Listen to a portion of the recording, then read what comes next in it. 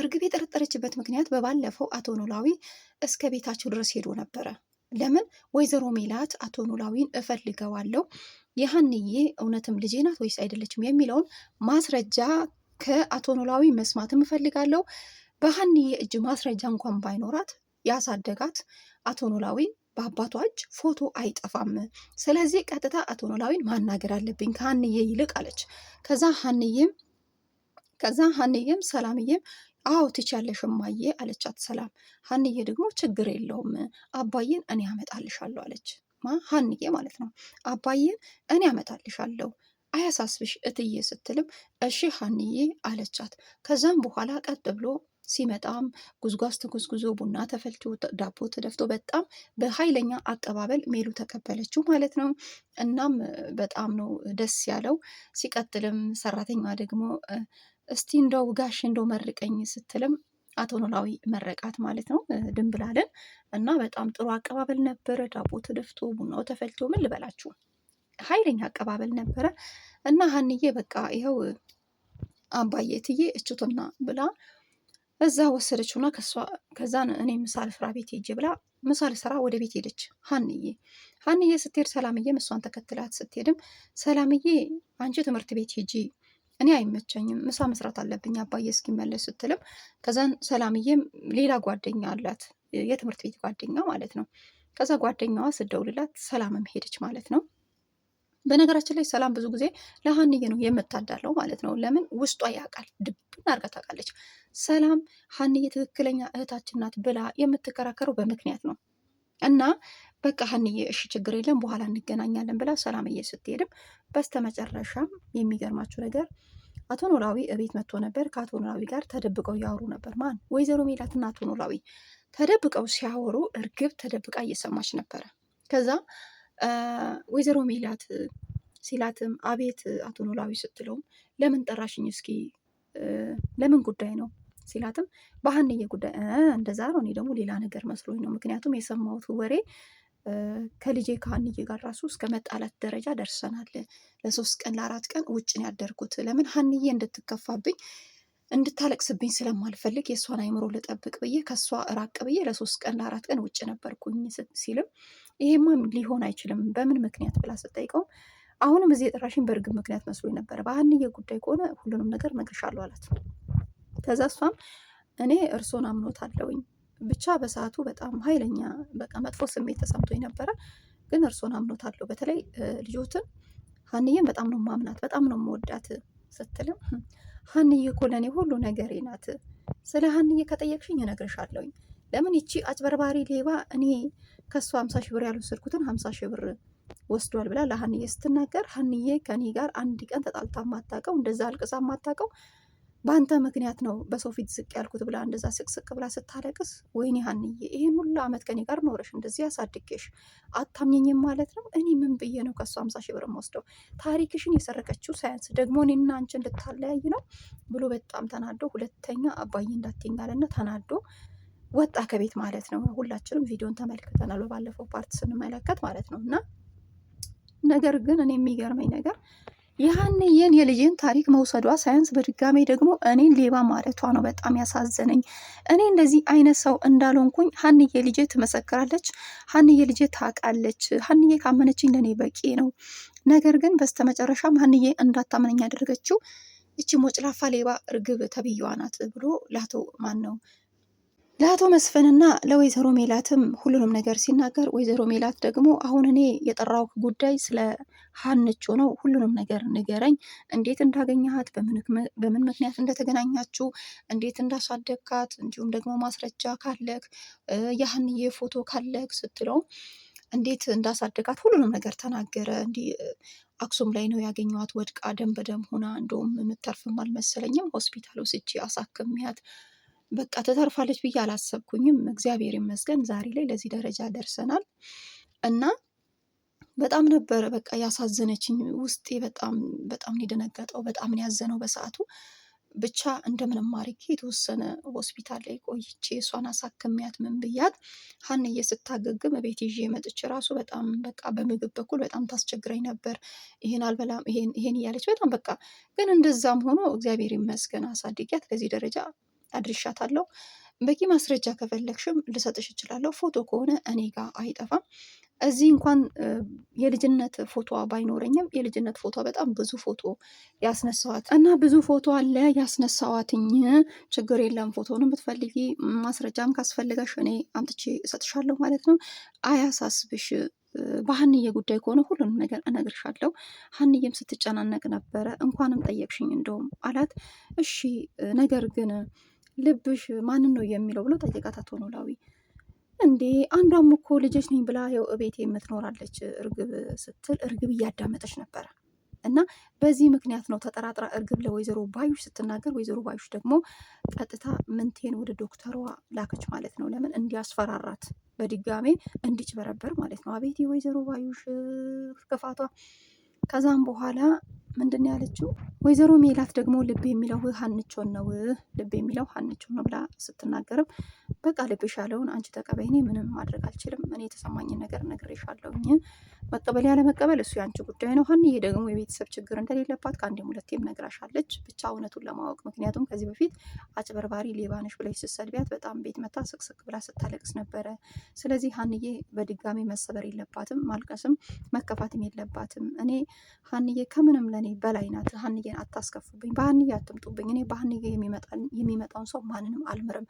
በባለፈው እርግብ እንደዚህ ብላ ተናግራለች ስትለኝ የእውነቴን ነው ምለሽ ወይዘሮ ሜላት እኔ አልደብቅሽም፣ ሲት ጣርገሽ ግዳይ ግዳይ ነው ያለኝ። ስለዚህ እኔ በሀንዬ የሚመጣብኝን ማንንም ሰው አልምርም ብሎ ሲናገርም በስተመጨረሻ አረ ችግር የለውም በቃ ሁሉ ነገር እናጣራለን። እሺ ልብሽ የተቀበለው ሀንዬንም ከሆነ ሁሉ ነገር ማጣራት ትችላለሽ፣ ማስረጃውን እኔ ያመጣልሻለሁ አቶ ኖላዊ ያለ ፎቶን እሺ ማምጣት ትችላለህ ስትለውም እረ አሁን ለኤልያስ ደውዬ ከደስ ያስመጣለሁ ብሎ ስልክ ደውሎ የልጅነት ፎቶዋን ከደስ ያስመጣ ማለት ነው አቶ ኖላዊ። እና ማመን አቃታት። በቃ እጇን ማለት ነው አፏ ላይ ጭና ግርምን ያላት በቃ ደነገጠች።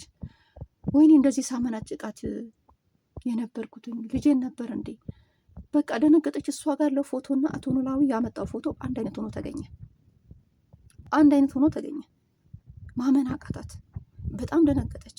በጣም ግራ ተጋባች። ከዛም በኋላ ሀንዬና አቶ መስፍን በድጋሚ የናሙና ምርመራ ማለት ነው፣ ያው የፀጉር ምርመራ ነበር ከዚህ በፊት የተደረገው የምታስታውስ ከሆነ። እናም በድጋሚ አሁንም አቶ መስፍንና ሀንቾ ለማድረግ ሄዱ ማለት ነው። እርግብ ደግሞ አክስቴ ወይዘሮ ሜላት እኔን ጠርጥራኛለች፣ ትክክለኛ ልጄና ልቤ የተቀበላት ሀና ናት ብላ ለአቶ ኖላዊ ለሀና አባት ነግራለች እና ተከታታይ አለቻት። ከዛ አክስቷ ያው ኃይለኛ አይደለች፣ ወይዘሮ ባዩሽ እሞታታለሁኝ እንጂ ወይ እገላለሁ ወይ ሞቼ እወጣለሁ ነው የወይዘሮ ባዩሽ አመለካከት። ከዛም በኋላ ምንቴን ስልክ ደውላ ቀጥታ ዶክተሯ ጋር ሄደ ካስፈራራት አለችው፣ በድጋሜ እንዲጭበረበር ማለት ነው። ከዛ ሄደና አንቺ ማነሽ ሲላትም ምንም አላለችም። እንዴ ምን ፈልገ ነው? በሰላም ነው የመጣከው ስትለው አይ በሰላም ነው፣ ሀና እዚህ መታ ነበር። አዎ መታ ነበር፣ ፎርም ሞልታ ሁሉ ነገር ጨርሳ ሄዳለች ብላ ነገረችው ዶክተሯ። ከዛ እኔ የምለሽን ማታደርጊ ከሆነ እገልሻለሁ አለ። አስፈራራት። ወይ ጉድ! በራሴ እጅ ችግር ውስጥ ገባው። ደግሞ ይህ ምን አይነት ሰው ነው? ከየት ነው የመጣው ብላ ስትከራከርም አስፈራርቷት ወጣ ማለት ነው። እና ያ ማለት ምንድነው? በድጋሚ ሌላ ችግር ሊፈጠር ነው። እና ዶክተሯ ምን ሆነች? ችግር ውስጥ ገባች። አስፈራራት። እገልሻለሁ እያለ ምናምን ማለት ነው። እንዴ ሀናማ እኮ ከአቶ መስፍን ጋር መታ ፎርሙም ሞልታ ሁሉን ነገር ጨርሳ እንደውም በ24 ሰዓት ውስጥ እውነቱን ማወቅ ስለምፈልግ ብርም ካስጨመረ ጨምሬ በ24 ሰዓት ውስጥ ማወቅ እፈልጋለሁ ትክክለኛ ልጄ ናት ወይስ አይደለችም የሚለውን።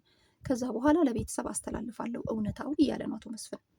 ምንቴ ደግሞ ሄዶ እኔ ምልሽን የማታደርጊ ከሆነ አጠፋሻለሁ ብሎ አስፈራራት ማለት ነው። ያ ማለት ዶክተሯ ችግር ውስጥ ገባች ማለት ነው። ምክንያቱም አይምራትም። በባለፈውም እንደዛ የምታስታውሱ ከሆነ ሁሉም ነገር ካለቀ በኋላ እንደ ነገ ሁሉም ነገር ሊነገራቸው እውነቱ ሊነገራቸው ሲል እንደ ዛሬ አበላሸው ማለት ነው። ሄዶ አበላሸው። ታሽጎ የመጣውን እሽግ ራሱ ወረቀቱ ራሱ እነሱ መክፈት እያለባቸው ዶክተሩን የከፈተው። ዶክተሯ ደግሞ እንደምትናገረው ከሆነ ታሽጎ የመጣውን እናንተ ናችሁ እንጂ የምከፍቱት እንዴት ሊጭበረበር ይችላል ብላ ሀናን ስጠይቅም አይ በሳቱ እኔ ብቻ ሳልሆን ሌላ ልጅም ነበረች። ማናት እሷ? እርግብ የምትባል ልጅ ነበረች። እሷም ልጃችሁ ነኝ ብላ ስትመጣ በዛ አጋጣሚ ያመጣችው ታሪክ የኔ ሆኖ ተገኘ አለች ሀና። ጉድ አለች። እውነትሽን ነው? አዎ የራሴ ታሪክ ነው። ቤት ስረቀው ቤት ታምጣው፣ እኔ የማውቀው ነገር የለም የኔ ነው ብላ ግግም ብላ በዛን ሰዓት እንዴት ይጭበረበር አላቅም። እሷን ሲያመለክት ዝም አልኩኝ። ነገር ግን ታሪኩ የራሴ ስለሆነ ለአባዬ ስነግረው አባዬ ደግሞ እውነቱ መውጣት አለበት፣ አንዴም ጀምረሻል፣ እውነቱ ሳይወጣ በፍጹም እኔ አልተውም፣ አለበለዚያ እች ልጅ ሲጣርጌ ነው የምገለው ብሎ አባዬ ሲናደድብኝ እና በዙሪያ ያሉ ሰዎች በሙሉ አንቺ አብድሻል እንዴ? እውነቱን አውቀሽ ከአባትሽ ጋር መኖር ትቻለሽ፣ ችግር የለውም ሲሉኝም በእንደገና ደግሞ ጋሼም እኔ ያንቺን እውነት ሳላቅ መቼም አርፌ አልቀመጥም ብለውኝ ሲናገሩ እሺ በቃ ብዬ በስተመጨረሻ አሁን በድጋሜ ለማድረግ ወስኜ ከጋሼ ጋር ተስማምቼ ወደ አንቺ መጥቻለሁ ማለት ነው። እና ያለውን እውነታ እኔም ማወቅ ስለምፈልግ እባክሽን ዶክተር፣ እኔ ችግር የለብኝም ጋሼ አንተ ስትለውም አቶ መስፍን እኔ እውነቱን ለማወቅ ቾክያለሁ ሀንዬ አላት ማለት ነው። ለምን ዶክተሯ ደግሞ ልብክ ማንን የተቀበለው ስትልም እኔ ልብ የተቀበለው ሀናን ነው። ከዚህ በፊትም ሀና ልጄ ናት ብዬ ስናገርም ግን ባለቤቴ ሜሉ አይ በፍጹም ማረጋገጫ ማስረጃ የሌላትን እንዴት ሀና ልጃችን ትሆናለች? እኔ እኮ ጠልቻት ወይ ደግሞ ሳልወዳት ቀርቼ ሳይሆን ማረጋገጫ ማስረጃ የሌለውን ሰው ልጄ ናት ብላ እንዴት ግግም ትላለ ስትለኝ እንጂ ውስጤ ልጄ እንደሆነች አይነት የሚሰማኝ ሀና ናት ብሎ ለዶክተሯ አቶ መስፍን ተናገረ።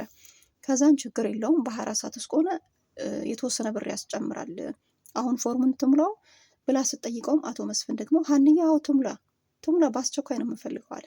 ዋው ደስ ብሎኛል ማለት ነው። ግን ወደደም ጠላም በአሁኑ ውጤቱ አይቀየርም። የእውነቴን ነው የምላችሁ፣ ይጭበረበራል ብዬ አላስብም። ምክንያቱም ሁሉንም ነገር ጨርሰዋል አቶ መስፍን። ሀንቾ ለምን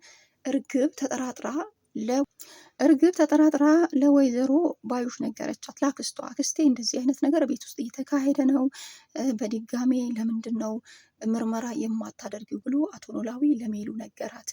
ሜሉ ደግሞ ችግር የለውም እሱም አይቀርም፣ ብቻ አንተ ፎቶን ከደሴ ያስመጣልኝ አለች ማለት ነው። ከደሴ ለኤልያስ ደውሎ ኤልያስ ደግሞ ከደሴ እንዲመጣ አስደረገ። ፎቶን ደግሞ ለሜሉ ሰጣት በድብቅ። አቶ መስፍንና ሀንቹ ምርመራውን አድርገዋል፣ የናሙና ምርመራ ማለት ነው። ዝግጁ ነኝ ብላለች። አቶ መስፍንም እኔ እንደውም ቾክያለው ለማወቅ ቸኩያለው አቶ መስፍንም አሉ ማለት ነው። በቀጣይ ምን ሊፈጠር ይችላል ብላችሁ ታስባላችሁ? በድጋሚ የሚጭበረበር አይመስለኝም። የትኛውም አይነት ችግር ቢፈጠር፣ የትኛውም ነገር ቢፈጠር በድጋሜ እኔ እንዳሰብኩት ሆነ ምንም አይነት ችግር የሚፈጠር አይመስለኝም ማለት ነው። እውነታውን አቶ መስፍን አወቀ ማለት ወይዘሮ ሜላት እንዳወቀች አስቡት ማለት ነው። እናም እስኪ እንደተለመደ አስተያየታችሁን በኮሜንት አስቀምጡ። በጣም ነው የምወዳችሁ፣ በጣም ነው የማከብራችሁ። እና በነገራችን ላይ ኖላዊ ድራማ በጣም ምርጥና አሪፍ ልብ አንጠልጣይ ድራማ ነው። ያው መልካም ሰዎች እንዳሉም ጥሩ ሰዎች እንዳሉም እኔ እንደተረዳሁት ከሆነ መልካም ሰዎችም ጥሩ ሰዎች እንዳሉም ክፉ ሰዎችም እንዳሉም የተረዳሁት። ምክንያቱም እዚህ ጋር ሀና በጣም ቅን መልካም ናት፣ ጥሩ ናት። በራሷ ነገር ራሱ ብዙም ከርል ሲሆነች በቃ ብዙም ሰውን ማስጨነቅ፣ ሰውን መሳደብ፣ ሰውን እንትን ማለትም አትፈልግ ልጅ ናት እውነት ለመናገር በራሷ በሆነ ነገር ላይ ማለት ነው። ሲቀጥልም አቶ መስፍንም በጣም ጥሩ ነው። ነገር ግን ወይዘሮ ባዩሽና እርግብ በጣም ኃይለኛና የመጨረሻ ክፉ ሆነው ነው ገጸ ባህሪያቸውን የሚሰሩት። ያ ማለት ጥሩ ሰዎች እንዳሉ መጥፎ ሰዎችም አሉ እንደማለት ነው የተረዳሁት። ከድራማው የተማርኩት ይህንን ይመስላል።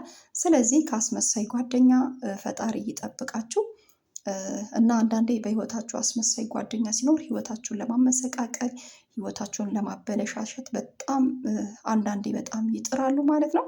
ከእንደዚህ አይነት ጓደኛ ፈጣሪ ይጠብቃችሁ ነው ደግሜም ደጋግሜም የምላችሁ ማለት ነው። ምክንያቱም በህይወታችሁ ጥሩ ሰው እየመሰሉ በቃ አብሯችሁ እየበሉ አብሯችሁ እየጠጡ ከእናንተ ጋር በቃ የእናንተን የህይወታችሁን ሂስትሪ በሙሉ በደንብ አድርገው ድብና አድርገው እያወቁ ነገር ግን ህይወታችሁን ለማመሰቃቀል የሚፈልጉ ብዙ ሰዎች አሉ ከጀርባችን፣ እውነት ለመናገር ማለት ነው። እናንተን እየመሰሉ ከጀርባ ሌላ ሰው ልክ እንደ ባዩሽ ልክ እንደ እርግብ እና ከእንደዚህ አይነት ሰው ፈጣሪ ይጠብቃችሁ ነው የምለው። እና በያላችሁበት ስፍራ ሰላማችሁ ይብዛ። ለዛሬ ይዤ የመጣሁት ቪዲዮ ይሄንን ይመስላል። እንደተለመደ አስተያየታችሁን በኮሜንት አስቀምጡ ማለት ነው። እናም እውነት ለመናገር በጣም በጣም ከባድ ነው። ብዙ ቻሌንጆችን ሀንቾ አሳልፋለች። ብዙ ቻሌንጆችን ተቋቁማ ለዛሬ ደግሞ በድጋሚ በእንደዚህ አይነት ደረጃ ደርሳለች። እውነትን የያዘ ሰው ወድቆ አይወድቅም። እውነት ደግሞ መቼም ተደብቃ አትቀርም። መልካምነት ደግሞ አንዳንዴ ለሰው መልካም ስትሆኑ ጥሩ ነገር ከፊታችሁ ይጠብቃችኋል፣ ጥሩ ደረጃ ይጠብቃችኋል። ይህና ለሰዎች ደግሞ የክፋትን ጥግም ማሳየት የለብንም ማለት ነው። ምክንያቱም የሀናን ብንመለከት በጣም ብዙ ነገር ተምረናል። ምክንያቱም ሀና ብዙ ቻሌንጆችን፣ ብዙ ስቃይ፣ ብዙ ጭንቅ አሳልፋለች። እየተሰደበች አንቺ ሞጭላፋ ሌባ ነሽ፣ አንቺ አስመሳይ ነሽ፣ አንቺ እንደዚህ ነሽ፣ አንቺ እንደዚህ ነሽ እያለቻት ወይዘሮ ሜላት ራሱ ሰድባት ነበር። በጣም ብዙ ቻሌንጆች እንድችም በቃ በሰቀቀን ወይኔ እኔ ሌባ ነኝ እንደ እኔ አስመሳይ ነኝ እንደ እያለችም እግዚአብሔር ያውቃል የኔን ነገር እያለችም እውነት እትዬ ተደብቃ አትቀርም እያለች ሁሌ ከወይዘሮ ሜላት ጋር ስትሟገትም በስተመጨረሻ እውነቱ ወጣ ማለት ነው። በጣም ደስ ይላል። ለዛሬ ይዤ የመጣሁት ቪዲዮ ይህን ይመስላል። እንደተለመደ አስተያየታችሁን በኮሜንት አስቀምጡ። በቀጣይ ምን ሊፈጠር ይችላል ብላችሁ ታስባላችሁ? አቶ መስፍን በአሁኑ በቃ እንደው ግግም ብለው ነው ሁሉንም ነገር ያስተካከሉት። ማንም ሰው ያየ የለም፣ ማንም ሰው አያውቅም። አሁንም ለማጭበርበር ወይዘሮ ባዩሽ ብትጥርም በአሁኑ አይሳካላትም ብዬ ነው የማስበው። ሁልጊዜ ክፋትን የሚሰራ ሰው መቼም ዞሮ ዞሮ አይሳካለትም።